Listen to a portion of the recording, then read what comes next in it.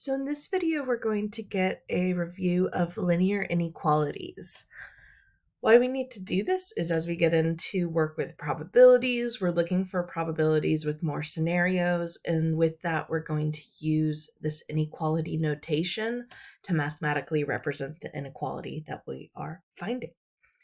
So what we're going to work on is looking at the inequality, translating that into words, and then just getting a visual from a graph with that.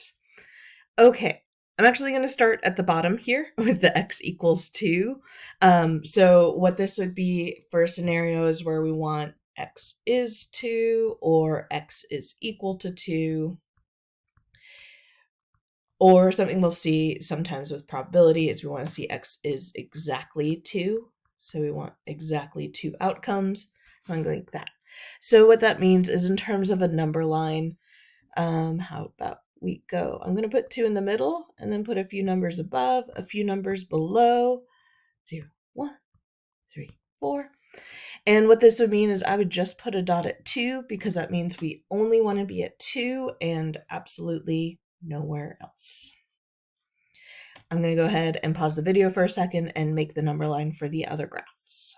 Okay, a little video magic there to fill in the number lines so you don't have to sit and watch me fill those in. Okay, let's go back to this first scenario. So what I want to notice here is we have x, and then the symbol is facing towards x. So that means this translates as x is more than 2. Now what that means is x is not equal to 2, it's strictly more than. And there's a few ways we can think about this. I'll talk about kind of in an algebra class what that means, and in terms of probability what that means for us as we go to our sections in statistics. So x is more than 2. So I'm going to zoom in on our graph here. So I see 0, 1, 2, 3, 4. And x being more than 2, what I'm going to do is I'm going to draw an open circle at 2. And then because it's more than, we're going to shade to the right-hand side. So I see that I'm highlighting 3, 4, which makes sense for values larger than 2.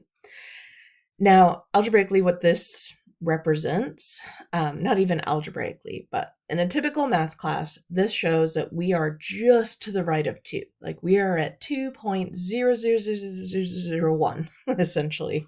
So we're just to the right of it because that is more than 2.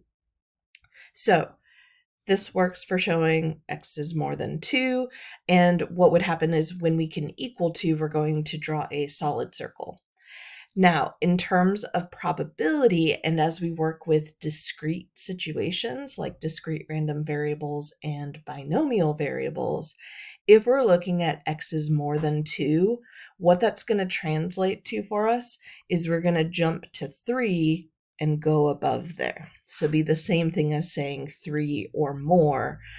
This would represent x more than 2 in terms of those scenarios with probability. So why that is with these discrete cases, the word discrete means that we're not landing in between these values. So these decimal places in between, we're not landing in there. We can be at 2 or we can be at 3. So if I say we're strictly more than 2, then we're going to bump up to 3 because that's our next largest number, and we can include that in everything above. All right. This next one, so this is similar to our x is more than, but now we have x is more than or equal to 2. So now we have this spot where we can be exactly equal to 2. So what that's going to do in terms of our graph, now we're just going to have one representation for this. It's going to line up because I'm going to put a solid circle at 2 showing that we can equal exactly 2.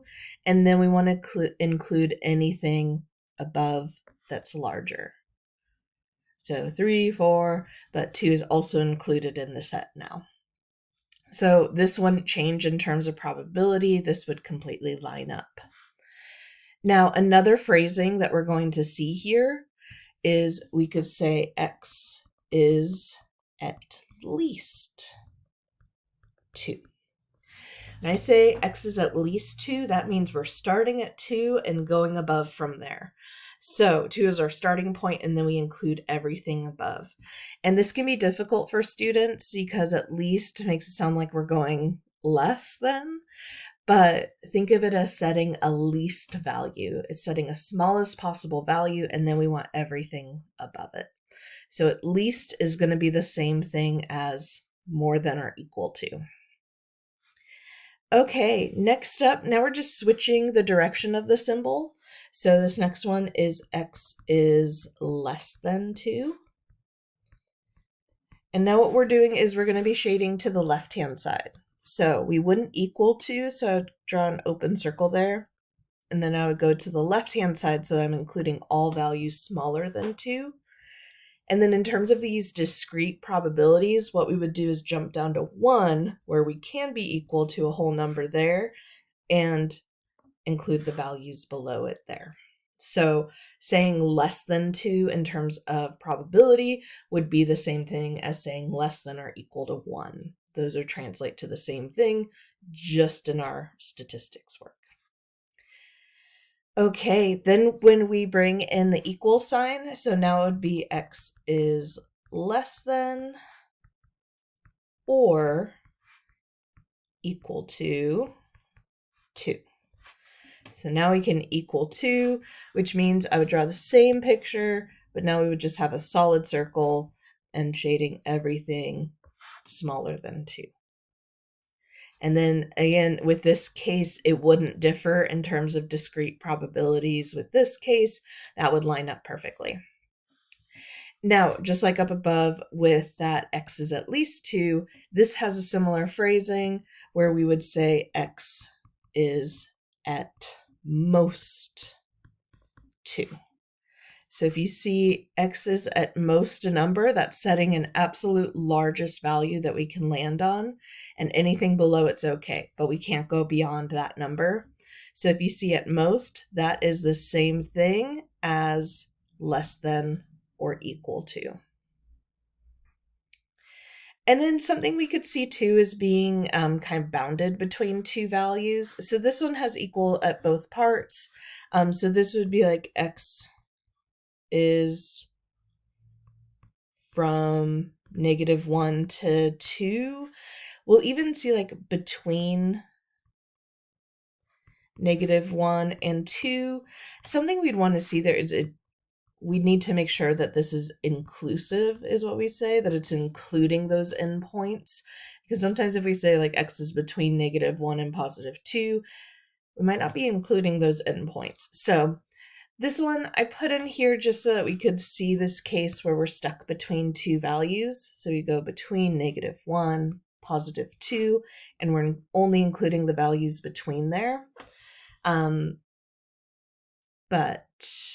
the wording will be clear enough here. And this will come up more in a later section, but I just want to put it in here while we're talking about inequalities. But so as we write our probability notation and we write these inequalities, we want to make sure it's matching our understanding.